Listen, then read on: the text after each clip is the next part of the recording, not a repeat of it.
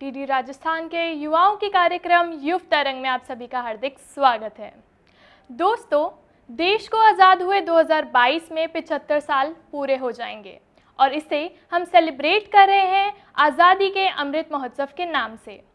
ये महोत्सव महिलाओं के लिए बहुत ही खास है क्योंकि 1947 में जब देश आज़ाद हुआ तब एक अनिश्चितता का माहौल था वुमेन को फ्यूचर को लेकर, और संभावना की किरण भी थी।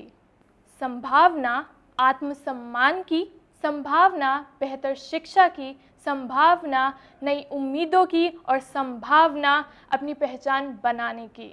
और इन्हीं संभावनाओं को संभव करने के लिए सरकार ने कई तरीके के पॉलिसीज़ बनाई और स्पेशली फोकस किया वुमेन एजुकेशन को लेकर। दोस्तों, जैसे कहा जाता है, we educate women because it is smart. We educate women because it changes the world. दोस्तों, वुमेन को सेल्फ रिलायंट बनाने के लिए गवर्नमेंट वुमेन पॉलिटेक्निक जैसे कॉलेजेस खोले गए हैं और आज हमारे बीच मौजूद हैं इसी कॉलेज की प्रिंसिपल अनीता वैद्य जी। मैम, आपका हार्दिक स्वागत है। थैंक यू सो मच, आपने मुझे इस प्रोग्राम के लिए आमंत्रित किया। जी मैम, आप बताएं कि गवर्नमेंट वुमेन पॉलिटेक्निक कॉलेज कब स्टैब्लिश हुआ? ये बताने से पहले कि गवर्नमेंट वुमेन पॉलिटेक्निक कॉलेज कब इस्टेब्लिश हुआ, मैं थोड़ा सा आपको ब्रीफ करना चाहूँगी टेक्निकल एजुकेशन के बारे में। ओके। राजस्थान में टेक्निकल एजुकेशन डायरेक्टरेट की स्थापना 1956 में हुई थी और उसके पश्चात आप देखिए कि 1981 में 1981 में फर्स्ट वीमेन पॉलिटेक्निक की स्थापना इस कॉलेज के रूप में हुई, government women polytechnic college Jaipur. मायने 25 वर्षों के अंतराल से हम वीमेन पॉलिटेक्निक प्रारंभ कर पाए। Government women polytechnic college womens को कैसे सेल्फ रिलायंट बनाता है? ये जानने से पहले हमें ये जानना होगा कि टेक्निकल एजुकेशन है क्या। एक्चुअली टेक्निकल एजुकेशन सिस्टम एक 3 टियर सिस्टम है जिसमें इंजीनियरिंग कॉलेजेस, पॉलिटेक्निक कॉलेजेस और ITI सम्मिलित होते हैं। इंजीनियरिंग कॉलेजेस डिग्री प्रोवाइड करते हैं, पॉलिटेक्निक कॉलेजेस डिप्लोमा प्रोवाइड करते हैं और ITI सर्टिफिकेट प्रोवाइड करते हैं। और इस सिस्टम को अडेप्ट करते हुए पॉलिटेक्निक एक तरीके से इंजीनियरिंग कॉलेज और ITI के बीच की कड़ी है, क्योंकि वहाँ पर न केवल स्किल डेवलपमेंट हो रहा है बल्कि हम theoretical as well as practical दोनों एस्पेक्ट को कवर करते हुए बच्चियों को नॉलेज दे रहे हैं। कुछ क्षेत्र ऐसे हैं जिसमें विमेन की जो काबिलियत होती है वो बहुत अच्छी होती है, जिसको हमारी सरकार ने नाम दिया नॉन इंजीनियरिंग कोर्सेज, जैसे कि costume design and dress making. आज आप सभी जानते हैं कि फैशन डिज़ाइनिंग एक बहुत बड़ी इंडस्ट्री है, तो costume design and dress making synonymy का सिनोनिमी है। Then textile design, commercial arts, interior decoration, beauty culture, ये सभी क्षेत्र ऐसे हैं जिसमें विमेन, जो कि विमेन बाय नेचर क्रिएटिव होती हैं और उस क्रिएटिविटी का एक जो अपने क्षेत्र विशेष में अगर हम विशेष ज्ञान अर्जन कर लेते हैं तो निश्चित रूप से विमेन आत्मनिर्भर होने में सक्षम होती है। इनका क्या ड्यूरेशन रहता है? देखिए, मैक्सिमम कोर्सेज 3 ईयर ड्यूरेशन के हैं।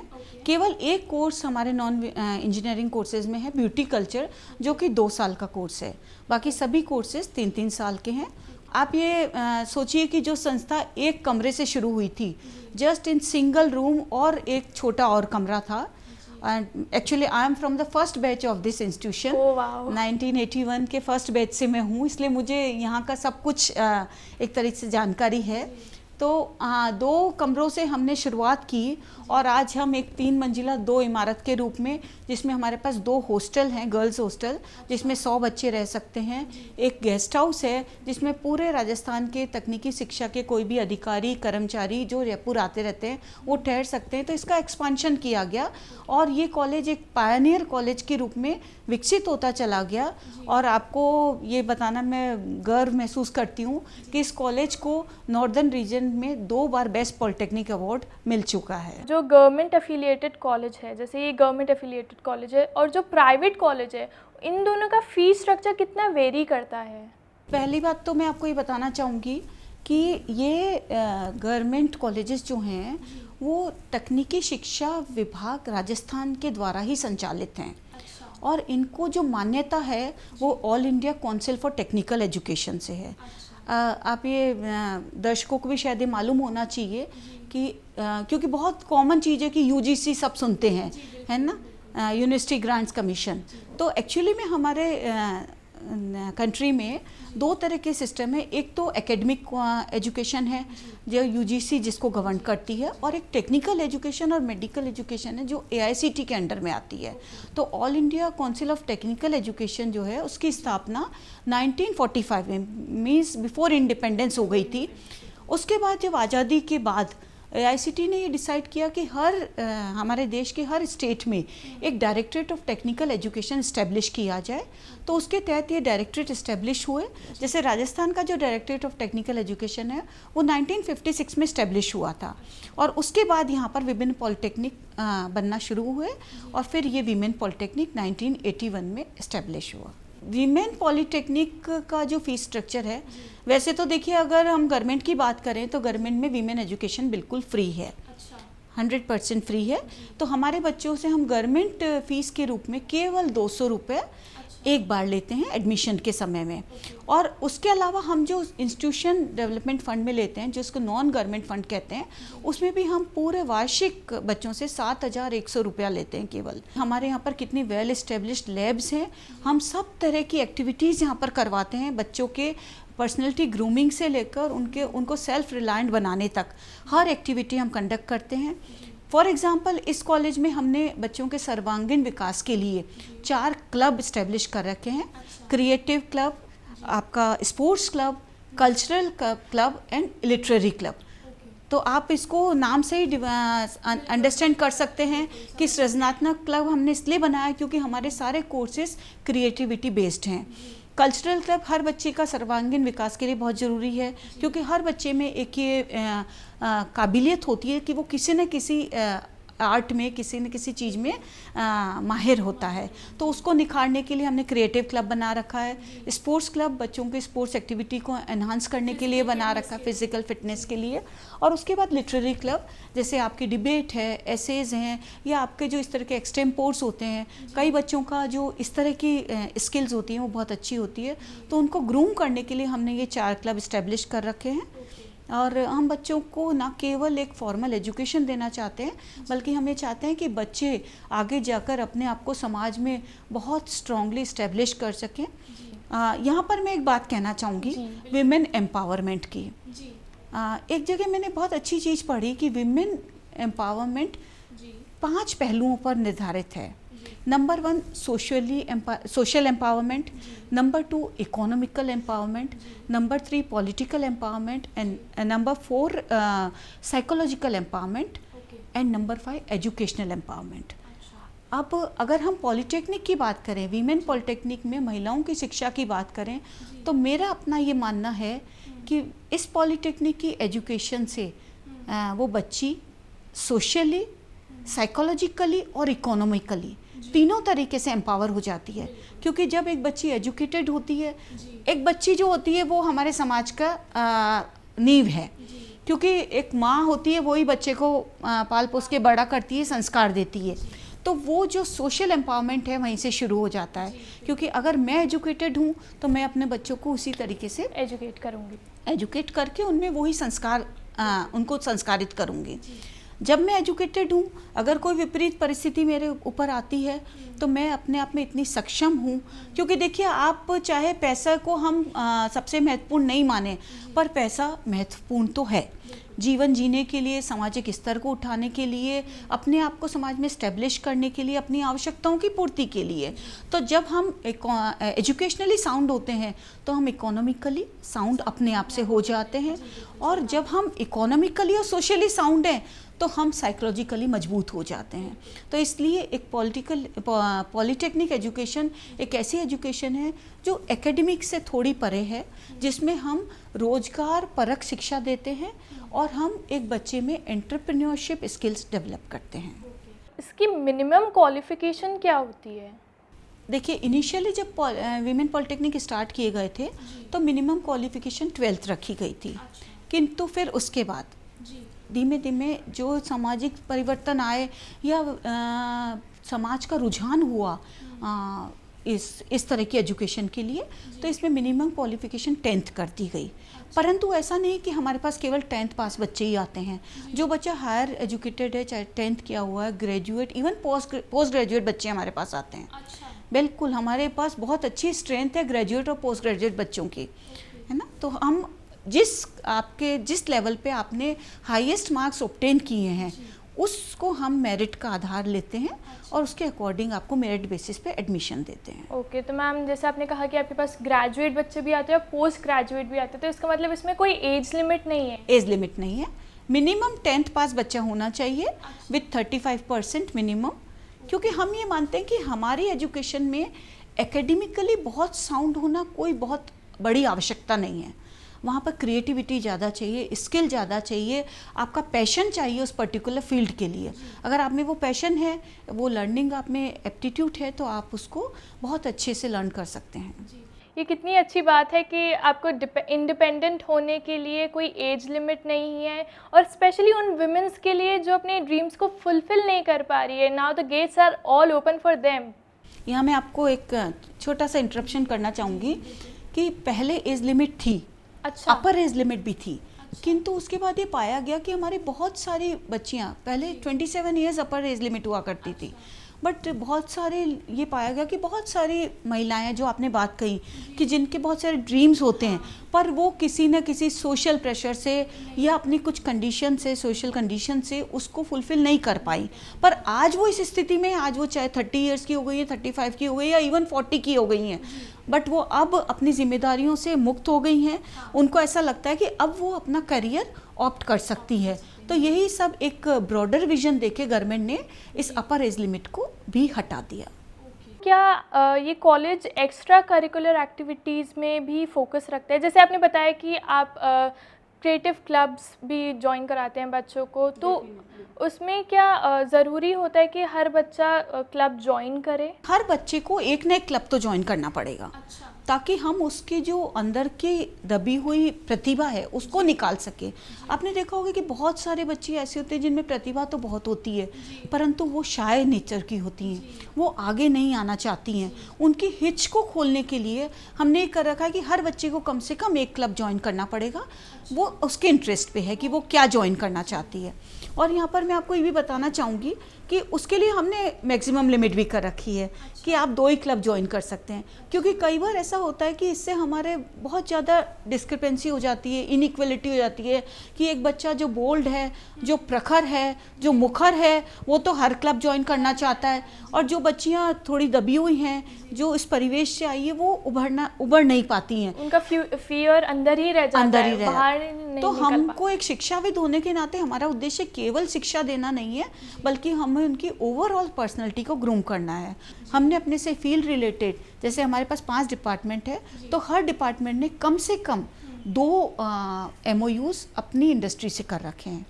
तो हम उसमें इंडस्ट्री इंस्टीट्यूट इंटरेक्शन करते हैं, जिसके अंदर फील्ड विजिट्स होती हैं, सेमिनार्स होते हैं, एक्सपर्ट लेक्चर्स होते हैं, है ना, 1-to-1 इंटरेक्शन होता है स्टूडेंट्स और इंडस्ट्री के साथ। इससे हम इंडस्ट्री की नीड को बहुत अच्छी तरह जान पाते हैं कि जैसे आज हमारा टेक्सटाइल डिज़ाइन का बच्चा है, उसकी अगर टेक्सटाइल की 2 इंडस्ट्री से हमने MOU कर रखा है, तो वो अपनी नीड बच्चे को, हमको और बच्चों को बताते हैं कि हमें बच्चा पास आउट होने के बाद किस लेवल का चाहिए, उसमें क्या क्या नॉलेज होना चाहिए। तो उससे क्या होता है कि हमारे प्लेसमेंट्स बेहतर होते हैं। और आपको जानकर शायद अच्छा लगेगा कि हमारे यहाँ के 70% बच्चे एवरेज प्लेस्ड हो जाते हैं। हम भी प्लेसमेंट ऑर्गेनाइज करवाते हैं, और चूँकि हमारे यहाँ पर फर्स्ट ईयर और सेकेंड ईयर के बाद हमने फील्ड ट्रेनिंग प्रोविज़न रख रखा है। तो बच्चे फर्स्ट ईयर के बाद भी 24 वर्किंग डेज़ की फील्ड ट्रेनिंग करते हैं, सेकेंड ईयर के बाद भी 24 वर्किंग डेज़ की फील्ड ट्रेनिंग करते हैं, और थर्ड ईयर के बाद उनका प्रोजेक्ट होता है, और प्रोजेक्ट भी उनको फील्ड के साथ कनेक्ट करके हम करवाते हैं। तो उससे उनको भी फील्ड की नॉलेज अच्छी हो जाती है। तो कुछ इंडस्ट्रीज़ तो हमसे खुद बच्चे मांग लेती हैं कि आपके ये बच्चे हमारे यहाँ पर ट्रेनिंग के लिए आए थे या प्रोजेक्ट किया है, और इनको हम अपने यहाँ प्लेस करना चाहते हैं। और कुछ यहाँ पर आकर प्लेसमेंट इंटरव्यू कंडक्ट करते हैं, और हम उनको सारे बच्चे अवेलेबल करवा देते हैं, सबका वर्क अवेलेबल करवा देते हैं, और वो फेयर सिलेक्शन कर पाते हैं। तो हमारे 70% बच्चे प्लेस्ड हो जाते हैं एवरेज में बता रही हूँ, किसी फील्ड में किसी साल ये भी होता है कि अबव 80 हो जाते हैं और कभी ये भी होता है कि बिलो 70 हो जाते हैं, बट एवरेज 70% बच्चे हमारे प्लेस्ड होते हैं। 5 से 7% बच्चे हमारे ऐसे होते हैं जो अपना एंटरप्रेन्योरशिप डेवलप करके एक एंटरप्रेन्योर बनना चाहते हैं। थर्ड ईयर के लिए हम हर साल एक 3 डेज एंटरप्रेन्योरशिप कैंप करवाते हैं, जिसमें हम फील्ड के जैसे अपना जो MSME इंडस्ट्री से लोगों को, एक्सपर्ट्स को बुलाते हैं, बैंक्स के एक्सपर्ट को बुलाते हैं। वो सब बच्चों को ये बताते हैं कि अगर आपको एक एंटरप्रेन्योर बनना है, अपना उद्यम स्थापित करना है, तो आप किस तरीके से लोन ले सकते हैं, चाहे बैंक के थ्रू, चाहे हमारे गवर्नमेंट के थ्रू। वो सारी उनको प्रोजेक्ट मेकिंग से शुरुआत करते हैं कि आपको किस तरह से हमें प्रोजेक्ट बना के सबमिट करना है और फिर वो प्रोजेक्ट कैसे पास होता है और किस तरह से आपको कितनी एड मिलती है। मतलब उनका पोर्टफोलियो डेवलपमेंट में वो हेल्प कर रहे हैं। वो हेल्प कर रहे हैं, प्लेसमेंट में हेल्प कर रहे हैं। और वो बच्चा जब एंटरप्रेन्योर स्किल्स ले लेता है तो उसमें कॉन्फिडेंस लेवल डेवलप हो जाता है कि मैं अपना खुद का उद्यम स्टार्ट कर सकता हूँ। यहाँ पर एक बात और है कि अभी भी राजस्थान, अगर हम राजस्थान की एजुकेशन को थोड़ा सा अलग हट के बात करूँगी, है एजुकेशन से रिलेटेड ही, अगर हम राजस्थान की एजुकेशन को देखें तो जब सेंसस हुआ था 1999 में, तो हमारे राजस्थान में लिटरेसी रेट थी 38% करीब। जब 2001 में सेंसस हुआ तो ये लिटरेसी रेट आ गई 60%। और जब 2011 में सेंसस हुआ तो ये लिटरेसी रेट आ गई 67%। आप देखिए कि हम धीमे धीमे शने शने हमारी जो लिटरेसी रेट को है वो बढ़ाते जा रहे हैं।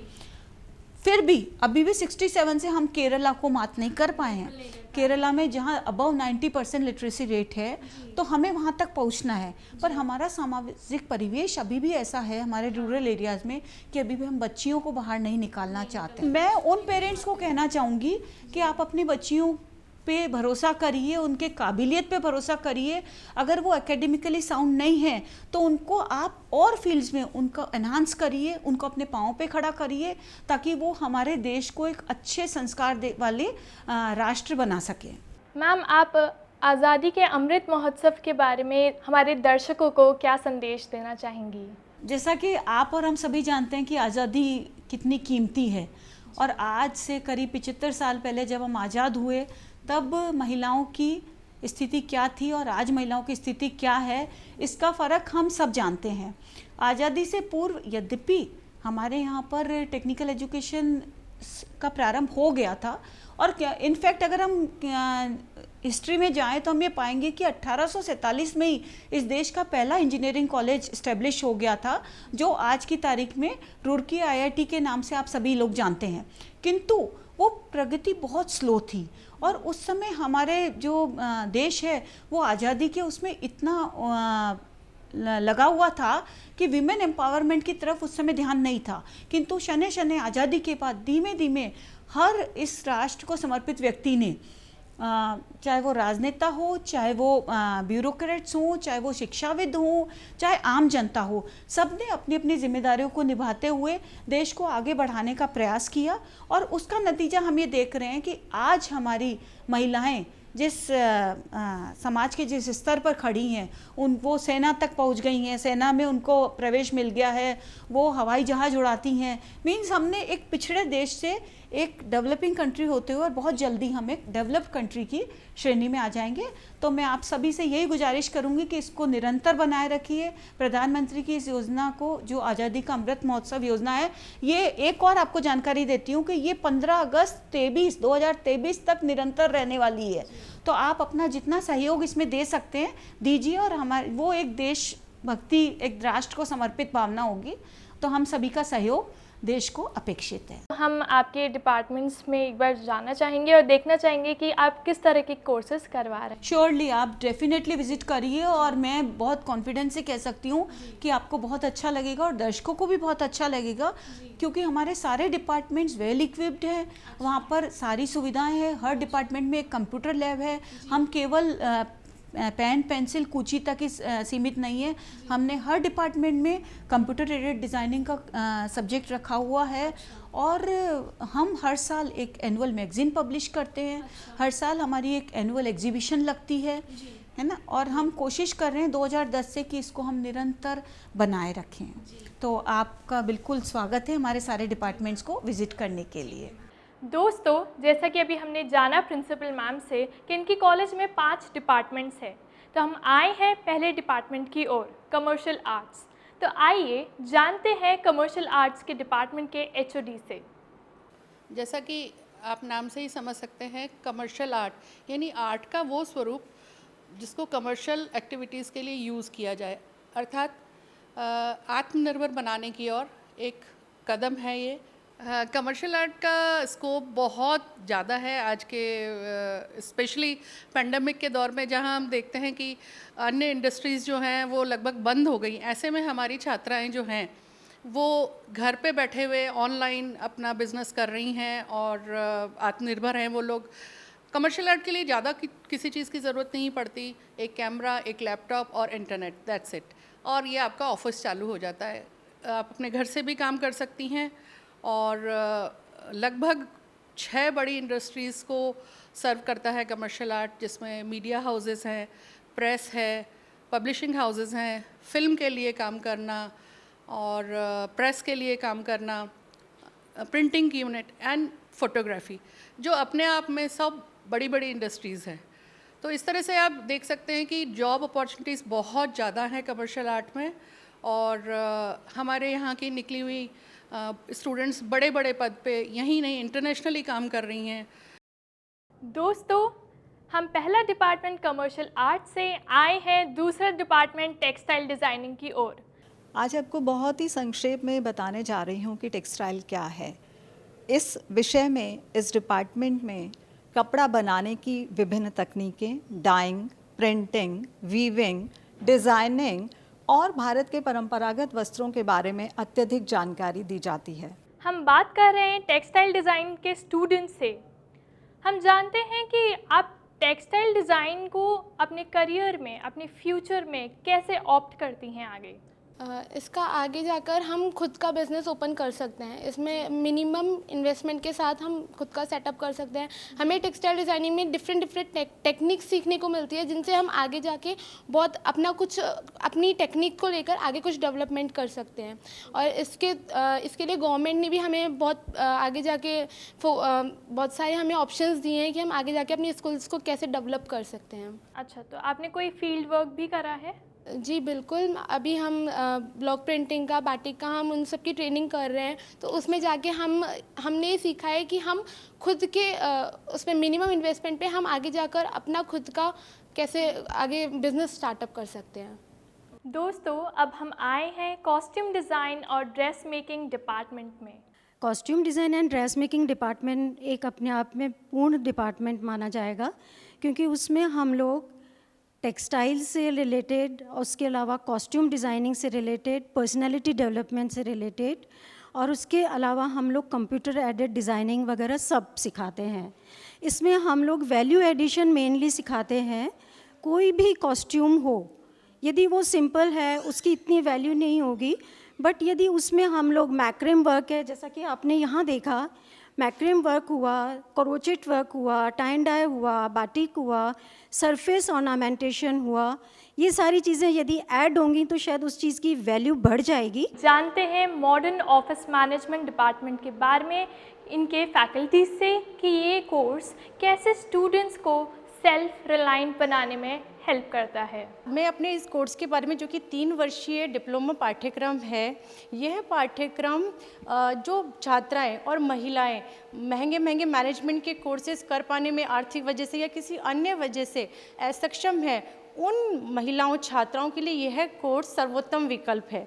यहाँ से कोर्स करने के उपरांत स्टूडेंट्स मैनेजमेंट की कलाएं, कौशलता तो सीखते ही हैं, साथ ही communication skills, computer application, accountancy, इस तरीके से यह कोर्स एक अपने आप में संपूर्ण कंप्लीट पैकेज है जो बच्चों को आत्मनिर्भर बनाता है। किसी भी तरीके के सेक्टर्स, चाहे वो इंडस्ट्रियल सेक्टर हो, सर्विस सेक्टर हो, हॉस्पिटैलिटी सेक्टर हो, सब जगह बच्चे आज अच्छी जगह पोस्ट पर नियुक्त हैं और बहुत ही कुशलता से और बहुत ही एफिशिएंटली वर्क कर रहे हैं। व्हाट इज़ ब्यूटी कल्चर, और ये स्टूडेंट्स को आगे फ्यूचर मेकिंग में कैसे हेल्प करता है? ब्यूटी को कल्टीवेट करने के लिए कई माध्यम को इस्तेमाल किया जाता है, जैसे कि बालों को कैसे सुंदर बनाया जाए, that is through the subject hair dressing. स्किन को कैसे सुंदर बनाया जाए, that is through the subject your beauty therapy. ठीक है, अंदर से हमारे शरीर में हम जो खाते हैं उससे कैसे ब्यूटी को डेवलप किया जाए,